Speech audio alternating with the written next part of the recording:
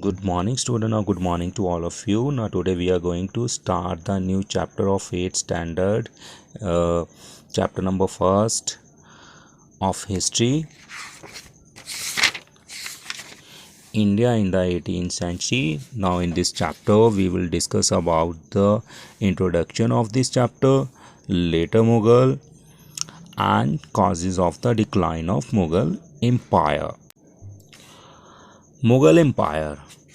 ठीक है, earliest Mughal. Now first we will discuss about the earliest Mughal time period Babur to Aurangzeb.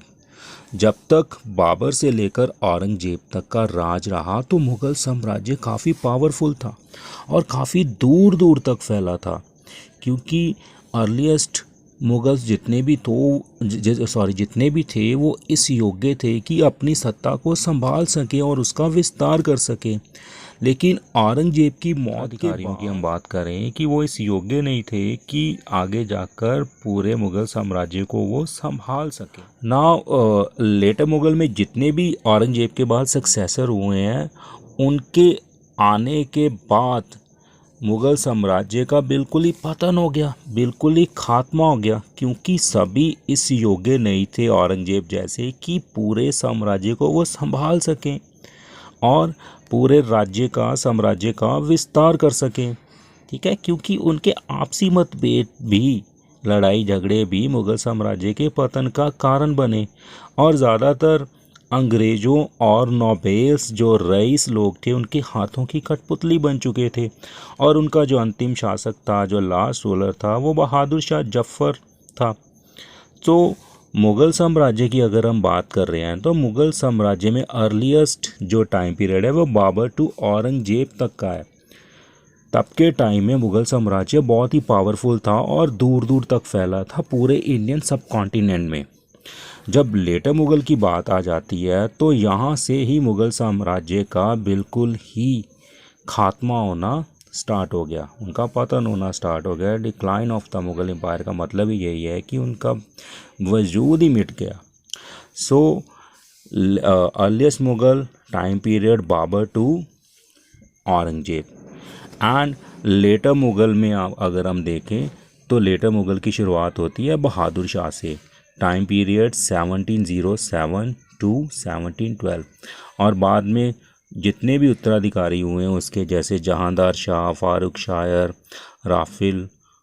राफ़ी-उल दरजत, राफ़िल उद दौलत, Shahjahan second, ठीक है, निक्को शायर, Mohammad Ibrahim, Mohammad Shah, Ahmad Shah, Alamgir second, Shahjahan third, Shah Alam second, Akbar Shah second और लेटर मुग़ल में जो सब अंतिम शासक है वो है बहादुर शाह जफ़र. इसकी मौत के बाद जो मुग़ल साम्राज्य का वजूद है वो बिल्कुल ही ख़त्म हो गया.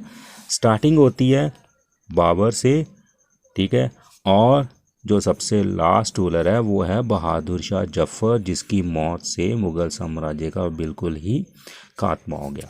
सो अब हम शुरुआत करते हैं. फर्स्ट पहले introduction, we will discuss about the introduction of this chapter. The Mughal Empire began witnessing a decline after the death of 6th Mughal Emperor Aurangzeb Alamgir in 1707. 18वीं सदी में औरंगजेब की मौत के बाद मुग़ल साम्राज्य में गिरावट देखने को मिली. इसमें कोई शक नहीं है कि जब तक मुग़ल सम्राट औरंगजेब रहा उसके टाइम पीरियड में उसका साम्राज्य काफ़ी दूर दूर तक फैला था. But he failed to govern it efficiently because of his involvement in war of expansion and in tackling rebellion. उसकी विस्तारवादी नीति के कारण वह अपने साम्राज्य में होने वाले विद्रोहों को दबाने में बिल्कुल ही असफल रहा. Consequently, hence the provincial governor became powerful. Many of them broke away from the Mughal Empire after Aurangzeb's death. नतीजा क्या निकला कि उसकी मौत के बाद जितने भी गवर्नर्स थे वो सारे पावरफुल हो गए, ताकतवर बन गए। और उसकी औरंगजेब की मौत के बाद सारे ही मुग़ल साम्राज्य से बिल्कुल अलग हो गए। And now we will discuss about the later Mughal. The 14 successor है और उत्तराधिकारी। The 14 successors of Aurangzeb are called the later Mughal. They ruled about 150 years. Aurangzeb की मौत के बाद तकरीबन 14 के तकरीबन उसके उत्तराधिकारी बने, यानी कि साम्राज्य के वारिस बने, और उन्होंने 150 साल तक राज किया। They did not prove to be ruler of high caliber ability and were incapable, unfit of checking the downfall of the empire. पर सभी इस काबिल नहीं थे कि मुग़ल साम्राज्य को वो संभाल सके। उनमें इतनी एबिलिटी नहीं थी, इतना कैलिबर नहीं था कि वो पूरी सत्ता को संभाल सके।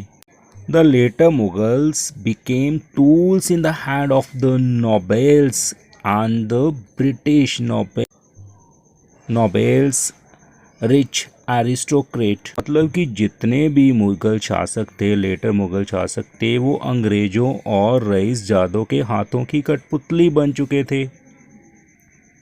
During the reign राज्य, the Mughal Empire, which once covered almost the whole of India, was reduced to the area around Delhi. पहले मुग़ल साम्राज्य काफ़ी दूर दूर तक फैला था और लेटर मुग़ल्स के टाइम में अब सिर्फ दिल्ली तक ही सीमित रह गया। With declined power, the later Mughal continued to rule till 1857 when Bahadur Shah Jafar was dethroned by the British. Bahadur Shah Jafar came to be known as the later Mughal ruler.